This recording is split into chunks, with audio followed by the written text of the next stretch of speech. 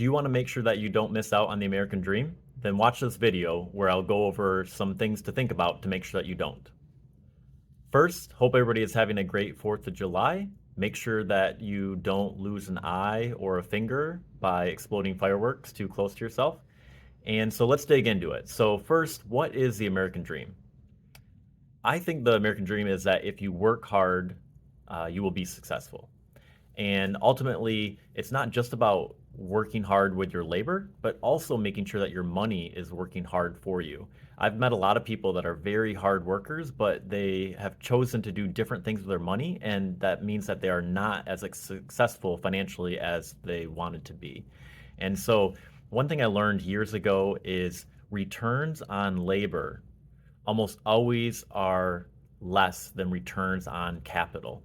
And what that means is the returns that you get from your day-to-day job are usually going to be less than returns that you would get on investments over the long term.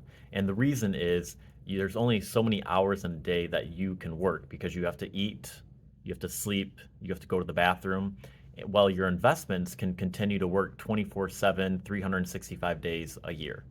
Now, there are a few people like maybe Taylor Swift or LeBron James where the returns that they get on their labor are going to be more than the returns on their investment. But for the average person, I think the investment is the way to go. So let's start on how you get into investing. So I think our culture right now is a very immediate gratification culture where people just buy stuff, the money burns a hole through their pocket, they spend money before they even have it, and that's how they get into a lot of debt.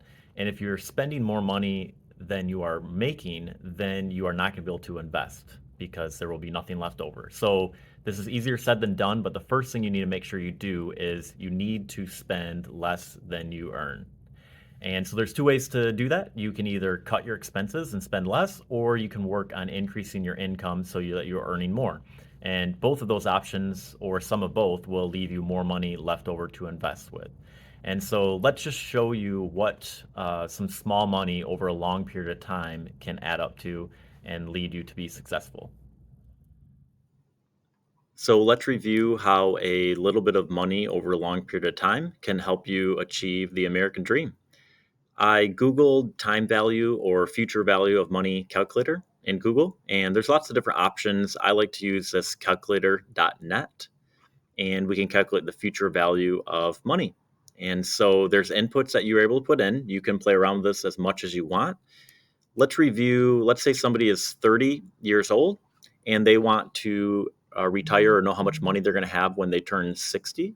So we'll put in 30 years as their time period, and they're starting with nothing. And let's put in 9% per year.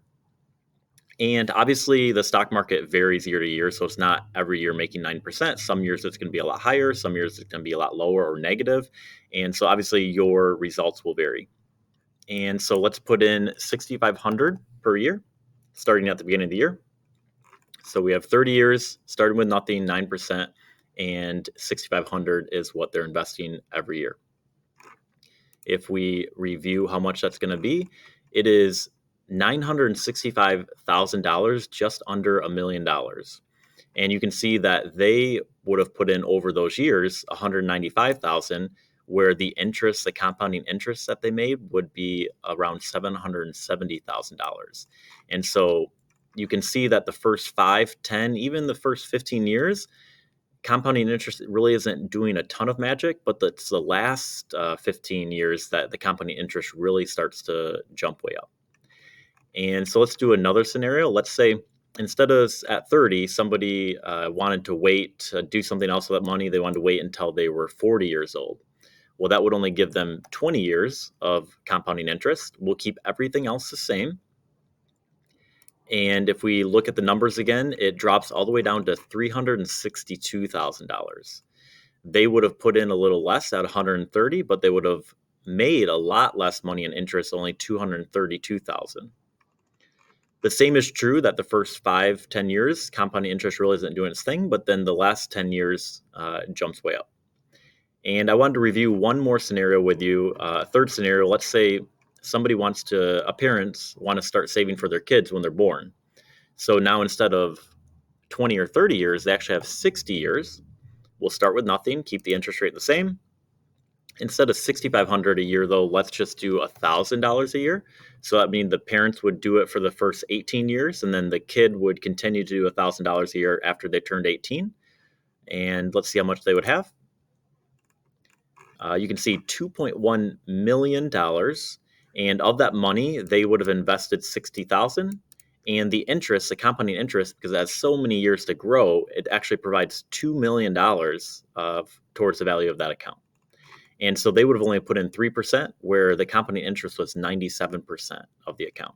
Same thing, the first 10, 20 years, not really a ton of compounding interest in this scenario, but then it's the last 30 years where compounding interest really takes off. And so hopefully these three scenarios give you something to think about. I would recommend that you go in, you can, like I said, you can Google these calculators and play around with it and try to figure out a scenario about what you're hoping to accomplish. But the two big things are time and how much you're putting in. Obviously, the interest rates could fluctuate some, but the two variables that you have the most control over is time and how much you contribute to those accounts. And if a book recommendation, I think if you've never read it before, it would be The Millionaire Next Door. Most people want to spend $1 million. Very few people want to save and invest $1 million. And so it's just a different way to think about it.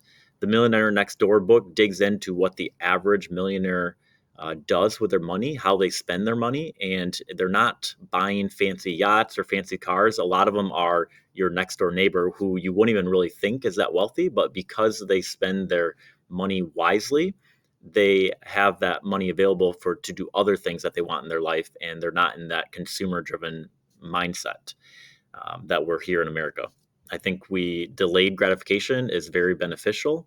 And so hopefully this helps. I hope you guys have a great week. And if you like this content, feel free to like the video and subscribe for more.